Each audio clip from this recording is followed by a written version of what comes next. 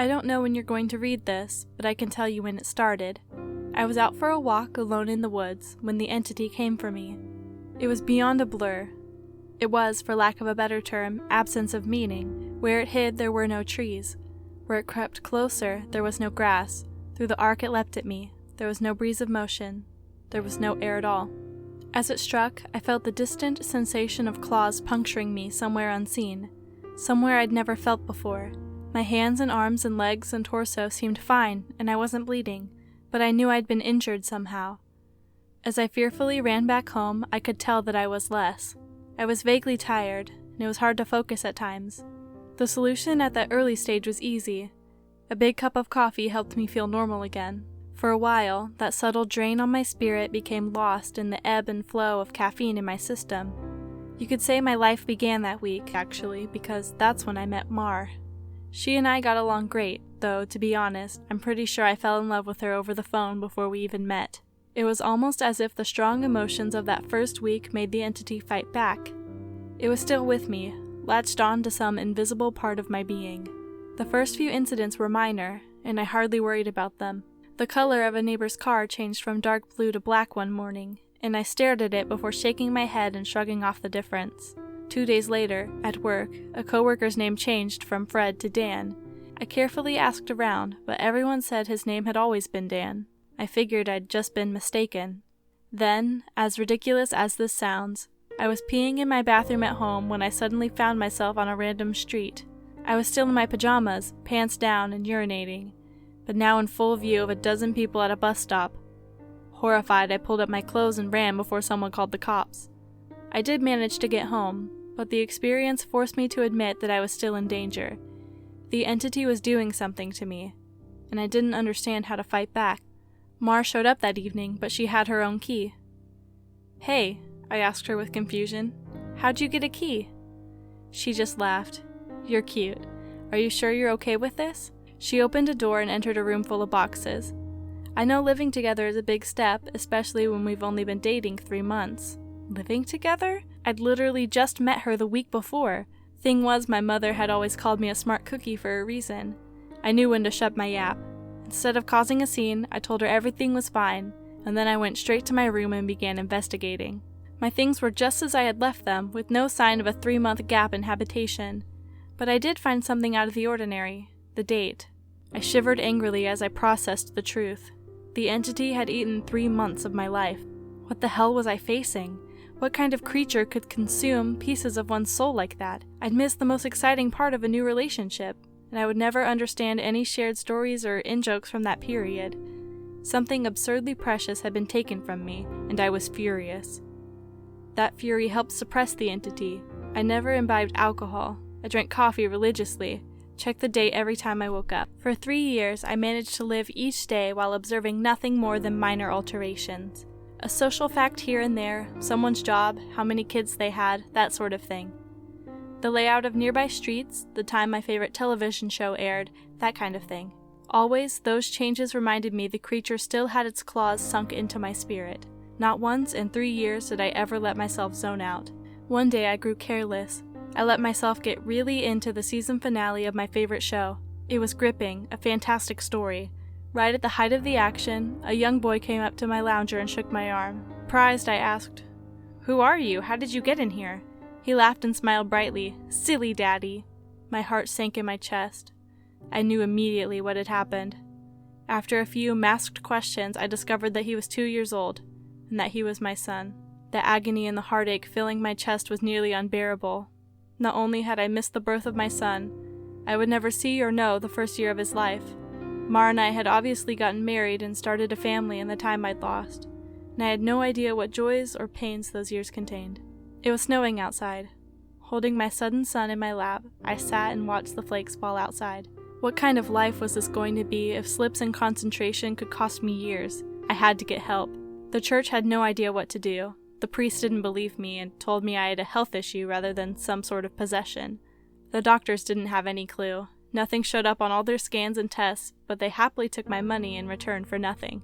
By the time I ran out of options, I decided to tell Mar. There was no way to know what this all looked like from her side. What was I like when I wasn't there? Did I still take our son to school? Did I still do my job? Clearly I did, because she seemed to be none the wiser. But I still had a horrible feeling that something must have been missing in her life when I wasn't actually home instead of in my own head.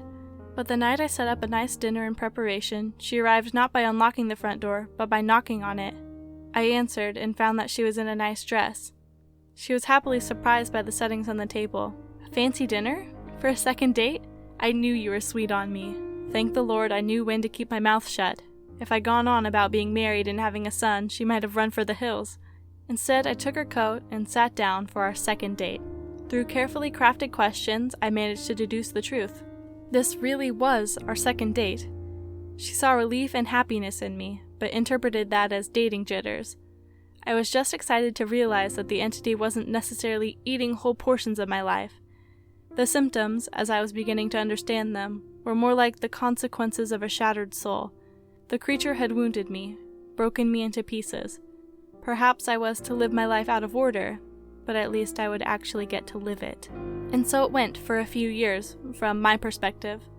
While minor changes in politics or geography would happen daily, major shifts in my mental location only happened every couple months. When I found myself in a new place and time in my life, I just shut up and listened, making sure to get the lay of the land before doing anything to avoid making mistakes. On the farthest flung leap yet, I met my 6-year-old grandson, and I asked him what he wanted to be when he grew up. He said, writer. I told him that was a fine idea. Then, I was back in month 2 of my relationship with Mar, and I had the best night with her on the riverfront. When I say the best, I mean the best. Knowing how special she would be to me, I asked her to move in. I got to live through what I'd missed with my first go-round, and I came to understand that I was never mentally absent. I would always be there. Eventually. When we were moving her boxes in, she stopped for a moment and said she marveled at my great love, as if I'd known her for a lifetime and never once doubted she was the one. That was the first time I'd truly laughed freely and wholeheartedly since the entity had wounded me. She was right about my love for her, but for exactly the reason she'd considered a silly romantic analogy. I had known her my whole life, and I'd come to terms with my situation and found peace with it. It wasn't so bad to have sneak peeks at all the best parts ahead. But of course, I wouldn't be writing this if it hadn't gotten worse. The entity was still with me. It had not wounded me and departed like I'd wanted to believe. The closest I can describe my growing understanding was that the creature was burrowing deeper into my psyche, fracturing it into smaller pieces. Instead of months between major shifts, I began having only weeks. Once I noticed that trend, I feared my ultimate fate would be to jump between times in my life, heartbeat by heartbeat, forever confused, forever lost. Only an instant in each time meant I would never be able to speak with anyone else, never be able to hold a conversation, never express or receive love. As the true depth of that fear came upon me, I sat in an older version of me and watched the snow falling outside. That was the one constant in my life. The weather didn't care who I was or what pains I had to face. Nature was always there. The falling snow was always like a little hook that kept me in place. The pure emotional peace it brought me was like a panacea on my mental wounds, and I'd never yet shifted while watching the pattern of falling white and thinking of the times I'd gone sledding or built a snow fort as a child. A teenager touched my arm. Grandpa? He'd startled me out of my thoughts, so I was less careful than usual. Who are you? He half grinned, as if not sure whether I was joking. Handing me a stack of papers, he said, "It's my first attempt at a novel. Would you read it and tell me what you think?" Ah, of course. Pursuing that dream of being a writer, I see. He burned bright red. Trying to, anyway. All right, run off. I'll read this right now. The words were blurry, and annoyed, I looked for glasses I probably had for reading. Being old was terrible, and I wanted to leap back into a younger year. But not before I read this book. I found my glasses in a sweater pocket and began leafing through. Mar puttered in and out of the living room, still beautiful, but I had to focus. I didn't know how much time I would have there. It seemed we had relatives over. Was it Christmas? A pair of adults and a couple kids I didn't recognize tromped through the hallway, and I saw my son, now adult, walk by with his wife on the way out the door. As a group, the extended family began sledding outside. Finally, I finished reading the story, and I called out for my grandson. He rushed down the stairs and into the living room. How was it? Well, it's terrible, I told him truthfully. But it's terrible for all the right reasons. You're still a young man, so your characters behave like young people, but the structure of the story itself is very solid. I paused. I didn't expect it to turn out to be a horror story. He nodded. It's a reflection of the times. Expectations for the future are dismal, not hopeful like they used to be. You're far too young to be aware like that, I told him. An idea occurred to me. If you're into horror, do you know anything about strange creatures? Sure, I read everything I can. I love it. Warily, I scanned the entrances to the living room. Everyone was busy outside. For the first time, I opened up to someone in my life about what I was experiencing. In hushed tones, I told him about my fragmented consciousness. For a teenager, he took it well. You're serious? Yes. He donned the determined look of a grown man accepting a quest. I'll look into it. See what I can find out. You should start writing down everything you experience. Build some data. Maybe we can map your psychic wounds. Wow. Sounds like a plan. I was surprised. That made sense, and I hadn't expected him to have a serious response. Well, how will I get all the notes in one place? Let's come up with somewhere for you to leave them, he said, frowning with thought. Then I'll get them, and we can trace the path you're taking through your own life, see if there's a pattern. For the first time since the situation had gotten worse, I felt hope again. How about under the stairs? Nobody ever goes under there. Sure. He turned and left the living room. I peered after him. I heard him banging around near the stairs. Finally, he returned with a box, laid it on the carpet, and opened it to reveal a bursting stack of papers. He exclaimed, "Holy crap!" But of course, being a teenager, he didn't really say crap. Taken aback, I blinked rapidly, forgiving his cussing because of the shock. Did I write those? He looked up at me with wonder. Yeah, or you will. You still have to write them and put them under the stairs after this. He gazed back down at the papers, then covered the box. So you probably shouldn't see what they say. That could get weird. That much I understood. Right. He gulped. There are like 50 boxes under there, all filled up like this. Deciphering these will take a very long time. His tone dropped to deadly serious. But I will save you, Grandpa, because I don't think anyone else can. Tears flowed down my cheeks then, and I couldn't help but sob once or twice. I hadn't realized how lonely I'd become in my shifting position of awareness until I finally had someone who understood.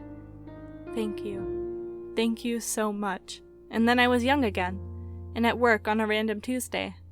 Once the sadness and relief faded, anger and determination replaced them. After I finished my work, I grabbed some paper and began writing. While the weeks shifted around me, while those weeks became days and then hours, I wrote every single spare moment about when and where I thought I was. I put them under the stairs out of order. My first box was actually the 30th, and my last box was the first. Once I had over 50 boxes written from my perspective, and once my shifting became a matter of minutes, I knew it was up to my grandson to take it from there. I put my head down and stopped looking. I couldn't stand the river of changing awareness any longer. Names and places and dates and jobs and colors and people were all wrong and different. I'd never been older. I sat watching the snow fall.